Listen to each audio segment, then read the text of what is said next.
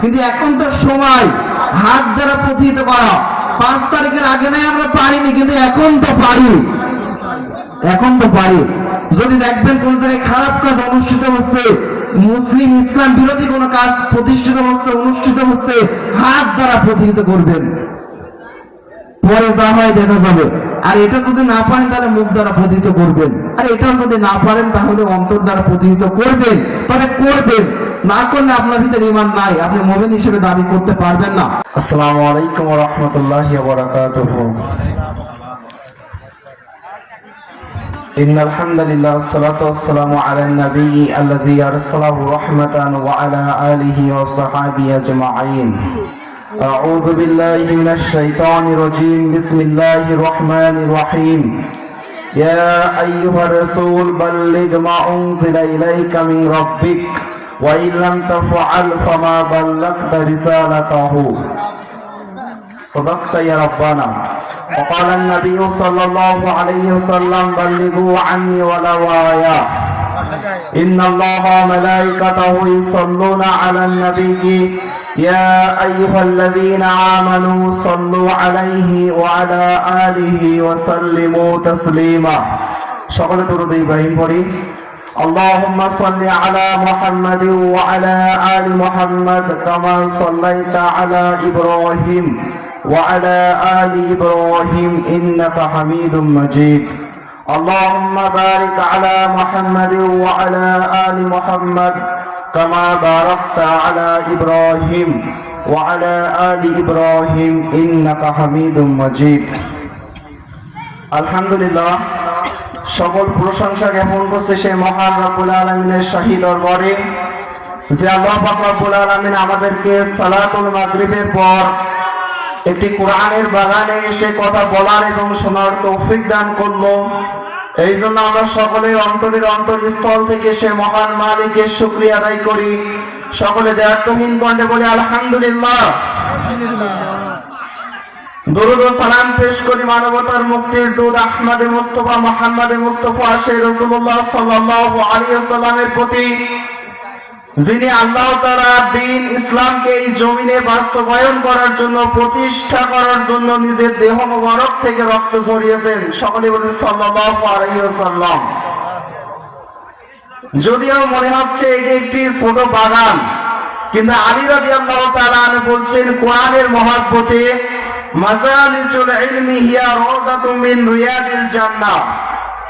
আলী রাদিয়াল্লাহু তাআলা আনহু বলছেন যেখানে কোরআন থেকে কথা বলা হয়, হাদিস থেকে আলোচনা করা হয়, ইসলামী আলোচনা যেখানে আলোকপাত করা হয়, এটা সাধারণ কোনো জায়গা নয়। হিয়া রাওদাতুম মিন রিয়াদিল জান্নাহ, এটা জান্নাতের একটি বাগান। সুবহানাল্লাহ।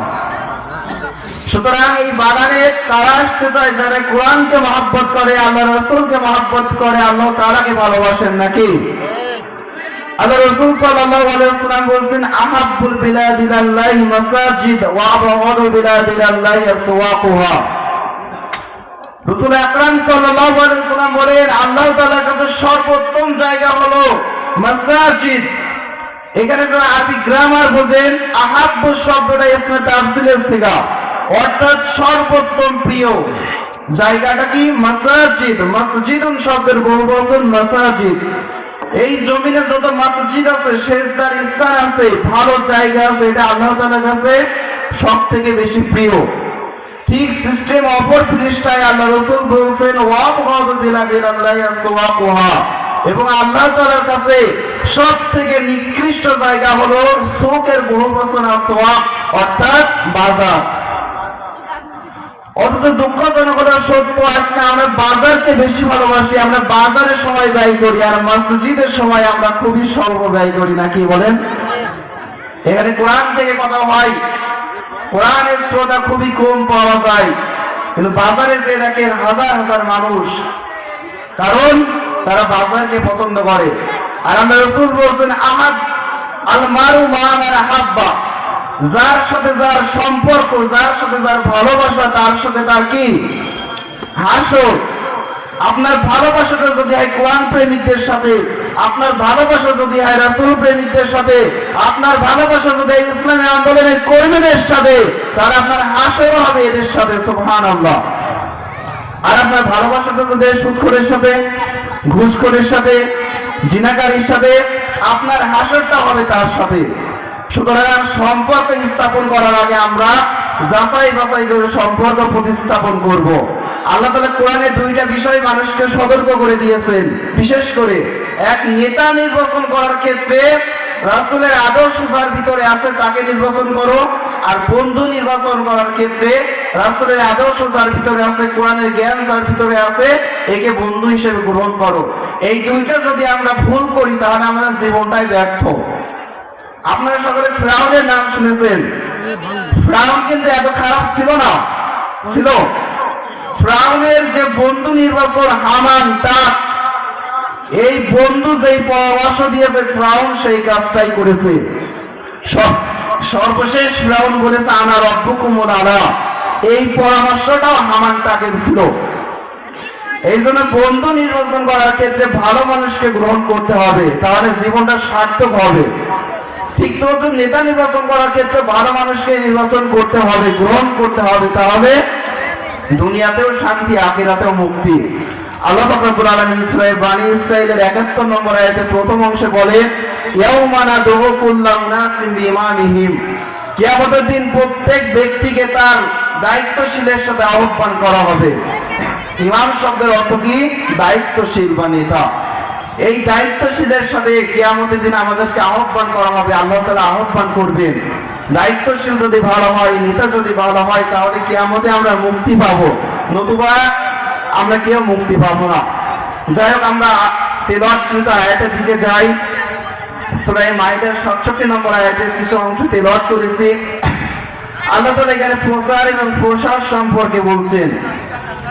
আল্লাহ তাআলা বলছেন, ইয়া আইয়ুহার রাসূল বাল্লিগ মা উনজিলা ইলাইকা মিন রাব্বিক। হে রাসূল, আল্লাহ তাআলা তার রাসূলকে আহ্বান করছেন, হে রাসূল বাল্লিগ, আপনি তাবলীগ করুন, প্রচার করুন।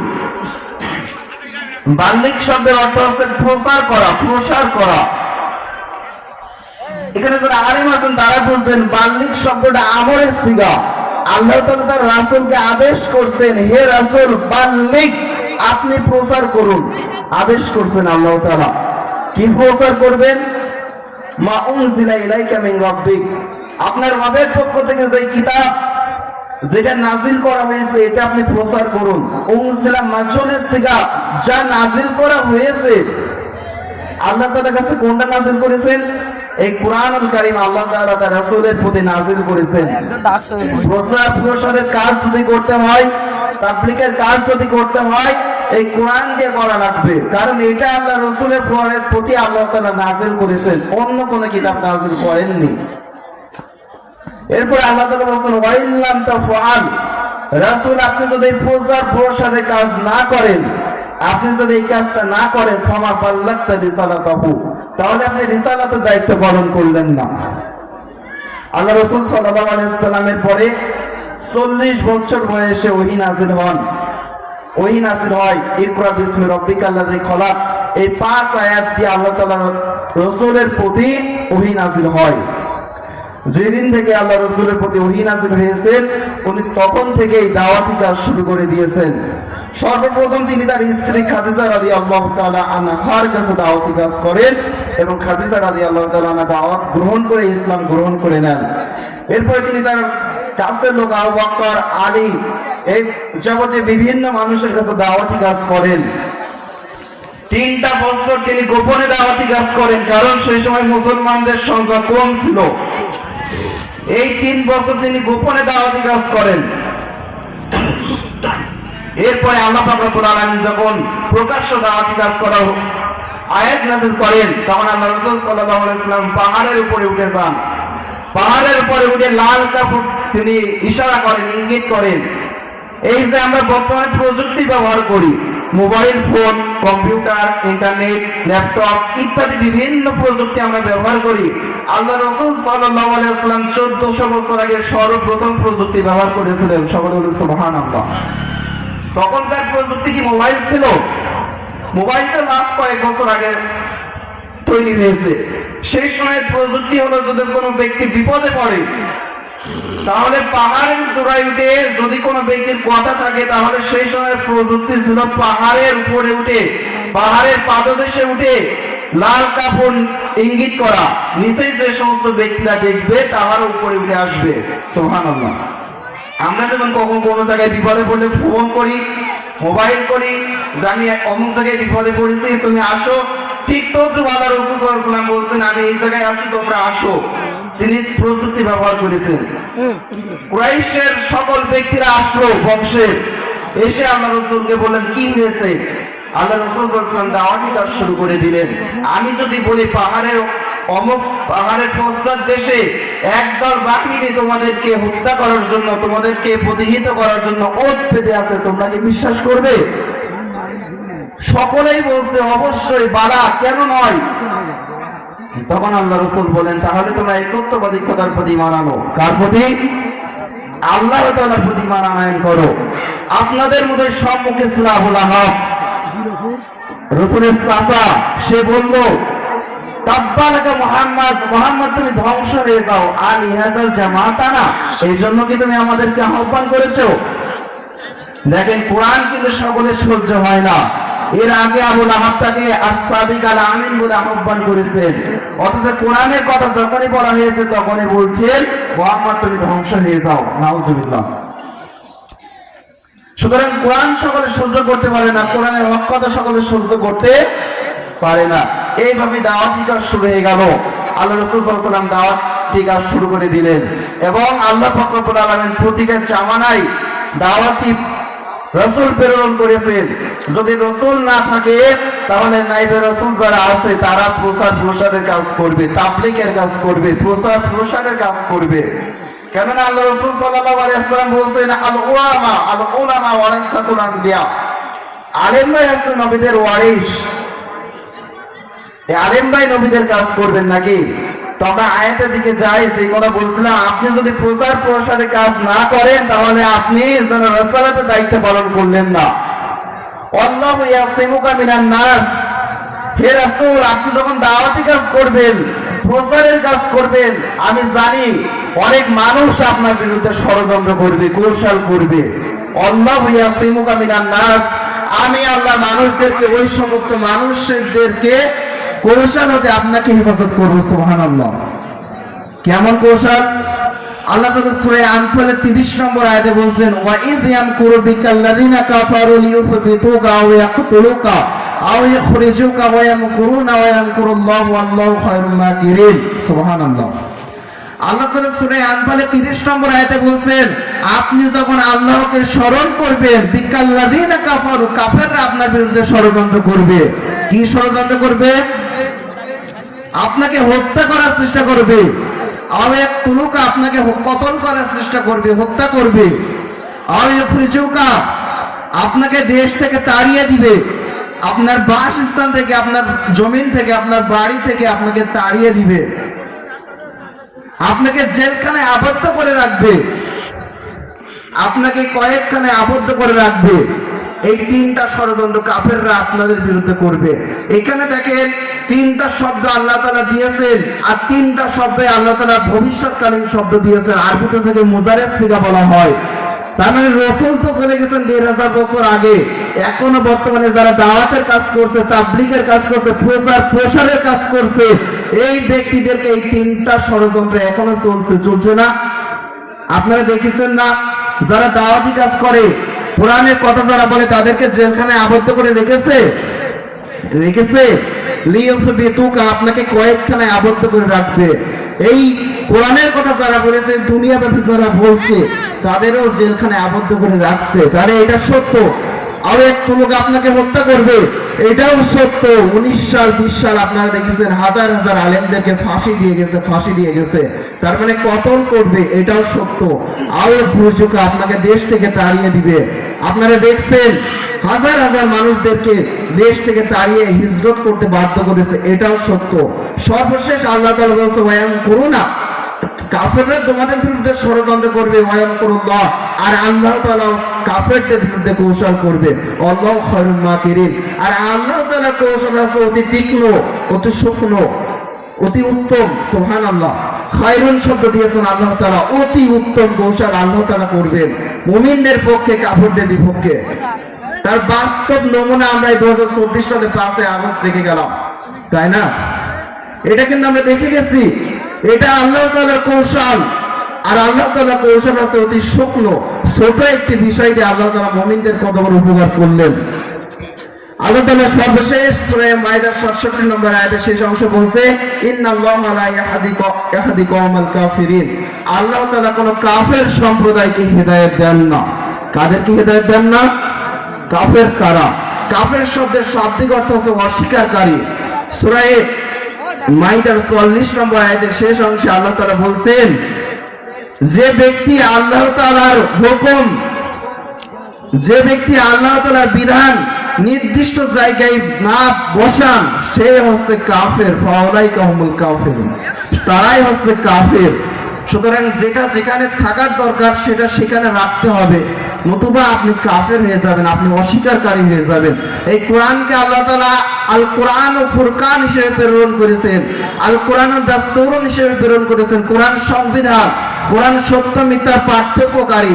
এই কোরআনকে রাখা লাগবে সংসদে, নতুবা আমরা যারা দায়িত্বশীল এটা যদি আমরা না করি তাহলে আমরা কাফের হয়ে যাবো, অস্বীকারী হয়ে যাবো। নাউজুবিল্লাহ। আল্লাহ তাআলা আমাদেরকে হেফাজত করুক। সুতরাং হেদায়েত দেওয়ার একচ্ছত্র মালিককে আল্লাহ তাআলা। আল্লাহ তাআলা বলেন, ওয়াল্লাহু ইয়াহদি মান ইয়াশা। আল্লাহ তাআলা যাকে চান তাকে হেদায়েত দান করেন। আল্লাহ তাআলা যাকে চান তাকে হেদায়েত দান করেন। কোন ব্যক্তি কাউকে হেদায়েত দিতে পারেন না। যদি মানুষকে হেদায়েত দিতে পারতেন, বুখারী শরীফের একটি হাদিস মুসাইয়াব রাদিয়াল্লাহু তাআলা বর্ণনা করেছেন, লাম্মা হাদারাত আবু তালিবের ওয়াফাত, যখন আবু তালেবের মৃত্যু উপস্থিত হয়ে গেল, ফাদাকালা আলাইহিন নবী সাল্লাল্লাহু আলাইহি ওয়াসাল্লাম, নবী করিম সাল্লাল্লাহু আলাইহি ওয়াসাল্লাম আবু তালেবের কাছে উপস্থিত হলেন, প্রবেশ করলেন। ওয়াইন্দাহু আবু জাহেল ও আব্দুল্লাহ ইবনে আবু উমাইয়া, এবং তার কাছে আবু জাহেল এবং আব্দুল্লাহ ইবনে আবু উমাইয়া উপস্থিত ছিলেন। ফাকালা নবী সাল্লাল্লাহু আলাইহি ওয়াসাল্লাম, নবী করিম সাল্লাল্লাহু আলাইহি ওয়াসাল্লাম বললেন, আই আম্মি, হে চাচা আবু তালেব, কুল লা ইলাহা ইল্লাল্লাহ, আপনি লা ইলাহা ইল্লাল্লাহটা পড়ুন। ওয়াহাজ্জু লাকা বিহা ইনদাল্লাহ, আমি আপনার জন্য কিয়ামতের দিন আল্লাহ তাআলার কাছে ঝগড়া করব, এই লা ইলাহা ইল্লাল্লাহটা দলিল হিসেবে উপস্থাপন করব, আপনি লা ইলাহা ইল্লাল্লাহ পড়ুন।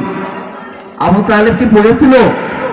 আবু তালেব কিন্তু পড়েননি। সুতরাং নবী যদি মানুষকে হেদায়েত সকলকে না দিতে পারেন, তাহলে আমরা কি পারবো বলেন? আমরা এই ওয়াজ করে কথা বলে কাউকে হেদায়েত দিতে পারবো না। আল্লাহ তাআলা বলছেন, উনি যাকে চান তাকে হেদায়েত দান করেন।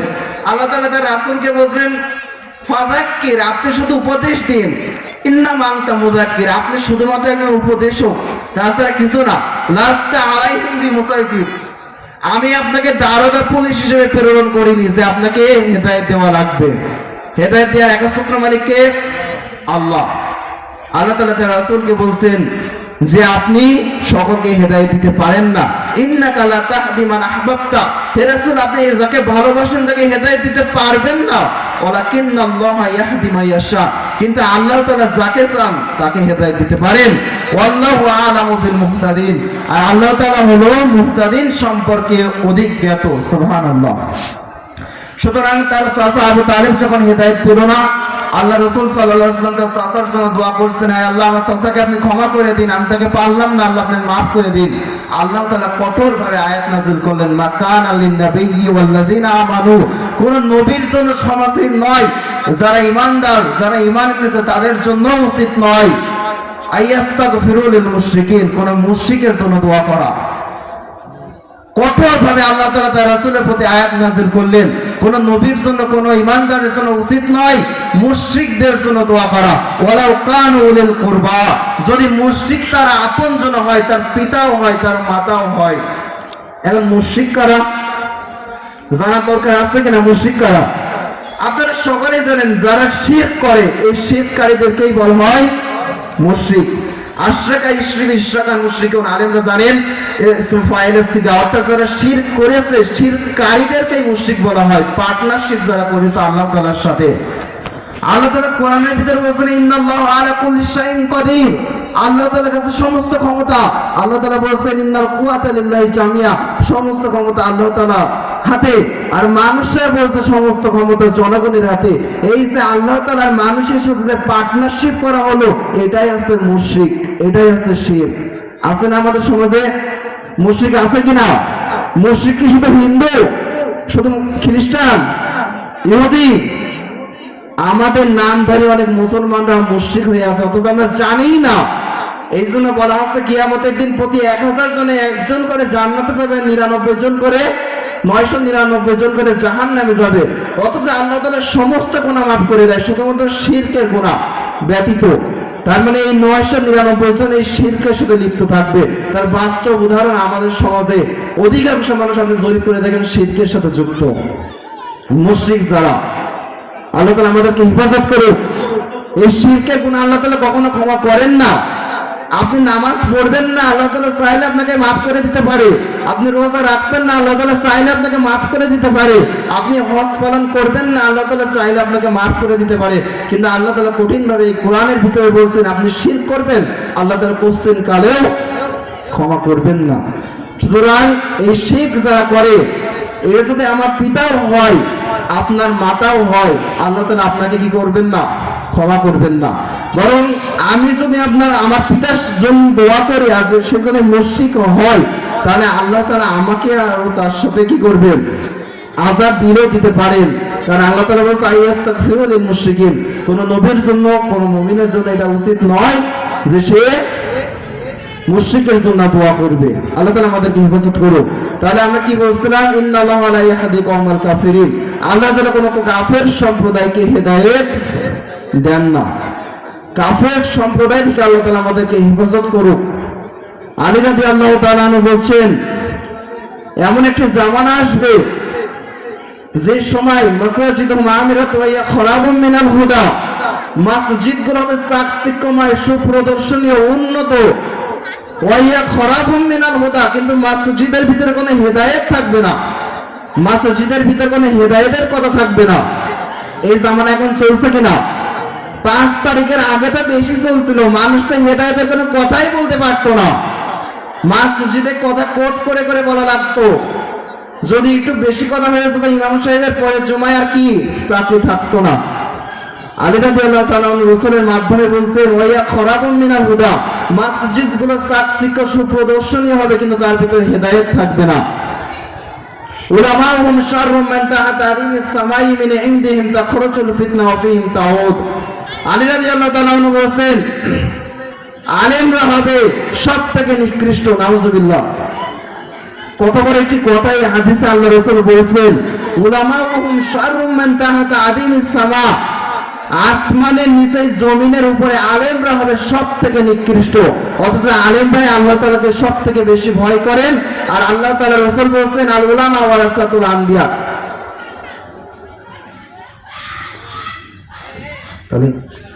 তাহলে আলী রাদিয়াল্লাহু তাআলা বলেন যে আলেমরা হবে সবথেকে নিকৃষ্ট। অথচ আল্লাহ রাসূল বলেছেন কি? আলেমরা আল্লাহ তাআলার সবথেকে প্রিয় বান্দা। এখন এখানে আলেম কোন আলেম, এটা আমাদেরকে বুঝতে হবে।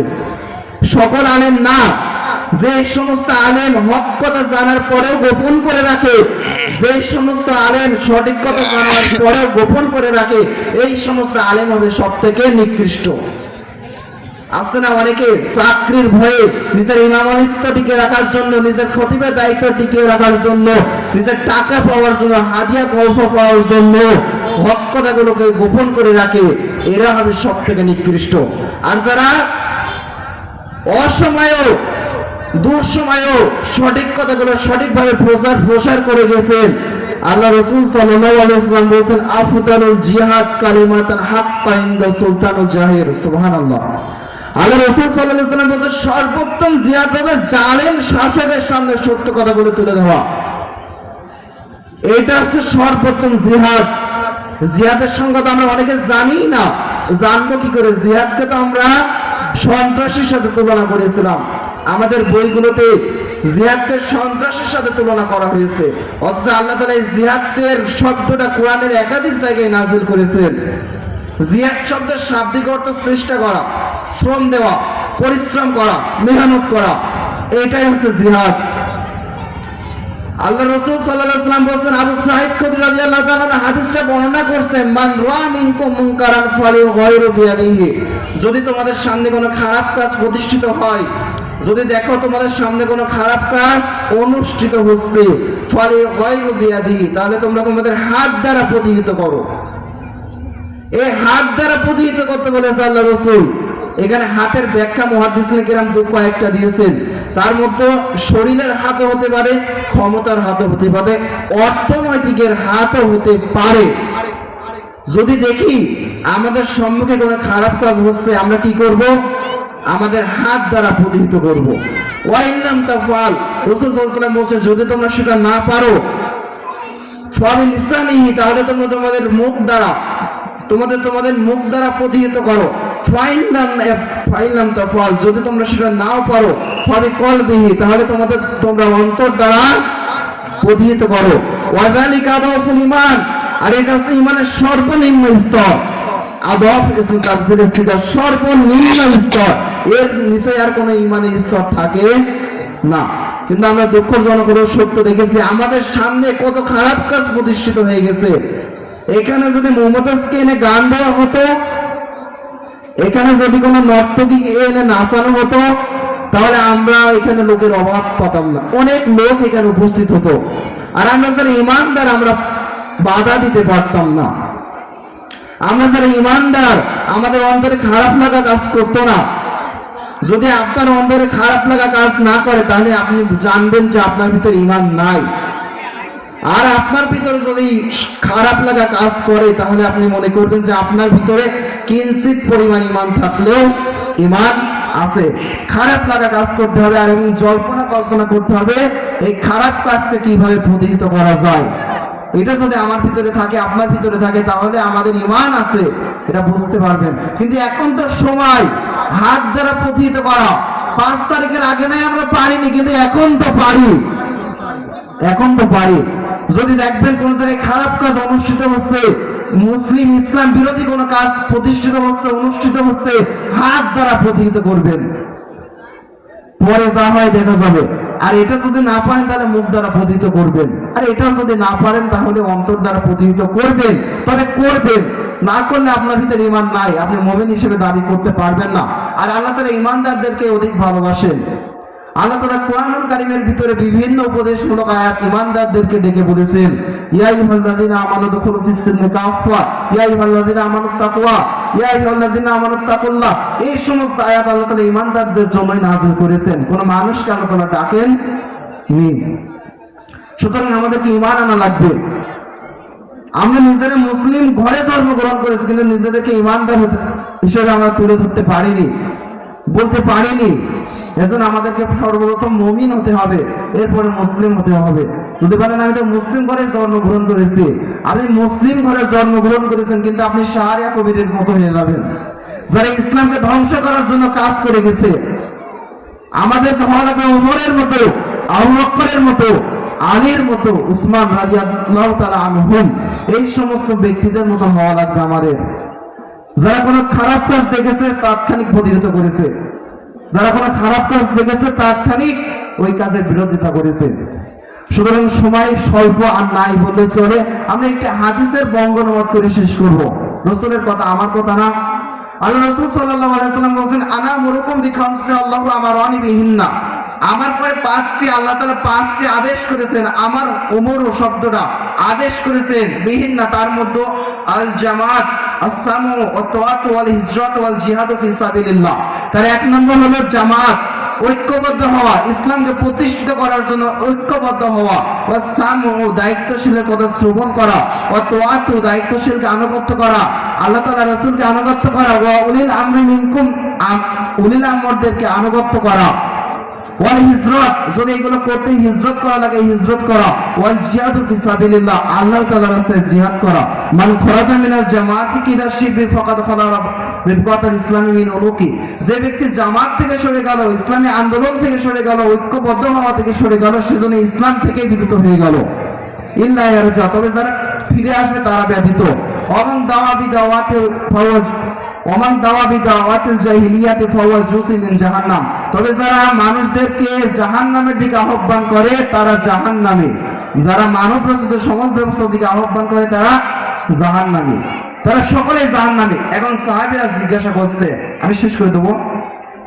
রাসূল যখন হাদিসটা বর্ণনা করছেন সাহাবীরা জিজ্ঞাসা করছে, ইয়া রাসূলুল্লাহ ইন সামা ওয়া সাল্লা, যদি আমরা নামাজ রাখি, যদি আমরা রোজা রাখি, এরপরও কি আমরা জাহান্নামী?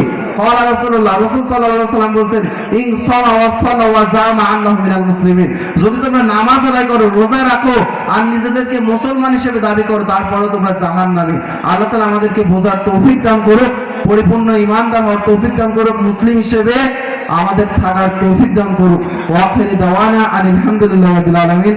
আসসালামু আলাইকুম ওয়া রাহমাতুল্লাহ। আসলে গলাটা ভেঙে গেছে, এই আসরের পরে এখানে একটা মিছিল হয়েছিল, আপনারা জানেন সৌগাছায়।